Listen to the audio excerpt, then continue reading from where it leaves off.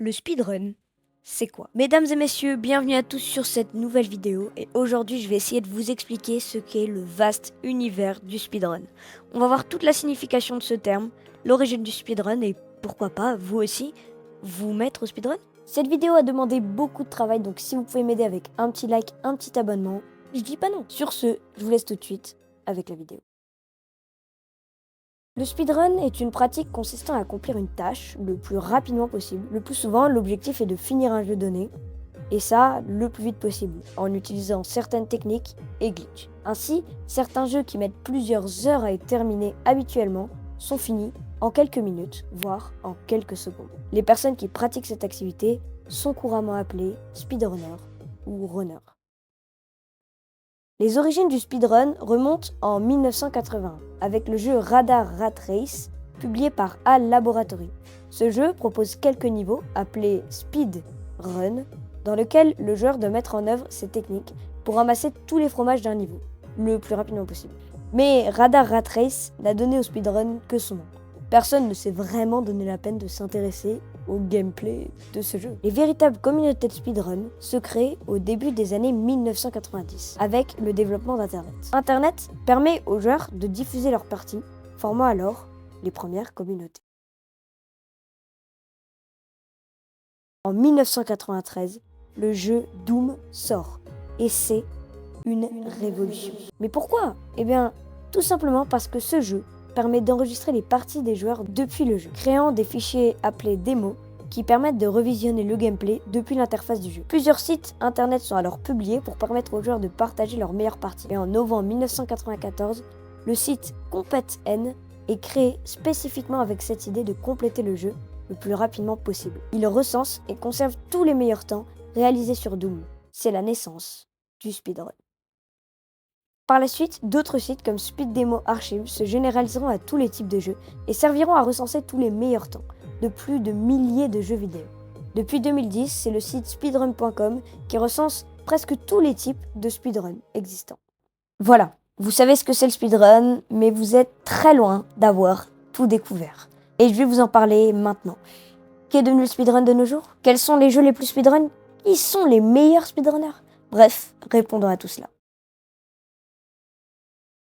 Pour certains, être fort dans un jeu vidéo, c'est ça. Et en speedrun, être fort, c'est ça.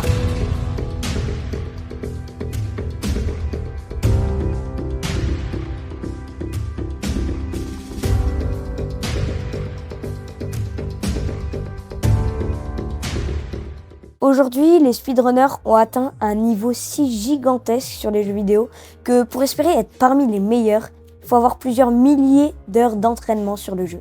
Les glitches et techniques sont de plus en plus difficiles, de plus en plus complexes et presque impossibles pour certains. Aujourd'hui, si tu regardes une run d'un des premiers mondiaux sur un jeu, à moins que tu aies déjà toi-même tenté de speedrun ce même jeu, tu risques de ne rien comprendre. Cela va extrêmement vite, il y a certains glitches impressionnants. Le joueur se met soudainement à voler, il traverse un mur sans prévenir. Bref, c'est très compliqué à suivre et encore plus à faire. Si on regarde les jeux les plus speedrun de nos jours, on retrouve évidemment Minecraft, mais aussi Subway Surfer, Celeste, Super Mario 64, Zelda Breath of the Wild et Super Mario Odyssey. Si je fais cette vidéo aujourd'hui, c'est pas pour rien, mais c'est pour annoncer la sortie prochaine de vidéos de speedrun sur 2 jeux en particulier. Enfin, peut-être 3. Ces jeux, je les ai cités. Ce sont Zelda Breath of the Wild et Super Mario Odyssey. Mais peut-être que Céleste viendra se pointer à la fête, on sait pas. Je peux vous dire que je me suis donné. Apprendre le speedrun, c'est pas simple. Même s'il y a des tutos incroyables sur YouTube, etc., il faut refaire les mêmes techniques des dizaines, voire des centaines de fois.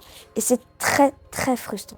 J'ai bien cru abandonner plein de fois, mais j'ai réussi et j'apprends à l'heure où je tourne cette vidéo le speedrun de Mario Odyssey. D'ailleurs, je fais ça sur Twitch, si vous voulez me rejoindre, n'hésitez pas, le lien est en description, allez-y, foncez. Les meilleurs speedrunners de tous les temps, je pense à Player5 sur Breath of the Wild et Tyron sur Mario Odyssey, se sont donnés et essayent chaque jour de gratter 1 seconde, 1 milliseconde sur le temps du joueur au-dessus.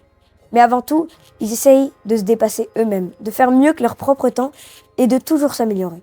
Et ça, je trouve ça fou. Et c'est pour ça que je suis allé m'entraîner, que j'ai galéré pour apprendre le speedrun et que je vais commencer à faire mes premiers runs pour rejoindre cette immense communauté, cet équipage, celui de Luffy.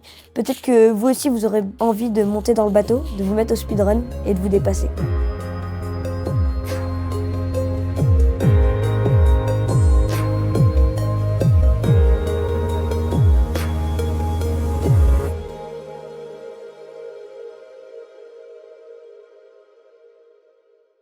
J'espère que vous avez kiffé la vidéo. Si c'est le cas, n'hésitez pas à vous abonner, à liker, à mettre un petit commentaire pour dire ce que vous avez pensé et votre ressenti sur le speedrun. Moi, je vous dis à plus pour de prochaines vidéos sur Clash Royale, mais également sur le speedrun de Mario Odyssey.